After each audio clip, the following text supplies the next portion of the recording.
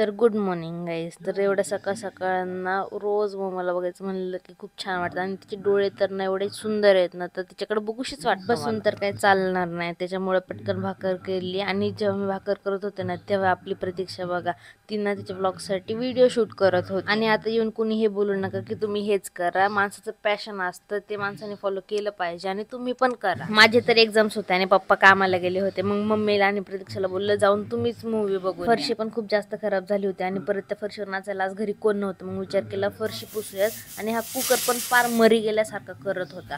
धड एक शिट्टी होत नव्हती त्या कुकरची. आणि मी जेव्हा ब्लॉग एडिट करत होते ना, तर मोमोला पण माझ्या माईक मध्ये काहीतरी बोलायचं होतं. लाजत काजत पेपरच्या प्रेशर मध्ये येऊन दिवसभर टाइमपास करून संध्याकाळी मी शेवटी अभ्यासाला बसले. आणि अभ्यासाला बसले मग आठवलं भाई आपल्याला दात घासायचे. आणि दात घासता घासताना मम्मी पप्पांचा मला ना लुडो खेळायचा आवाज आला. म्हणजे भाई ह्यांना मी कायच बोलू. म्युझिक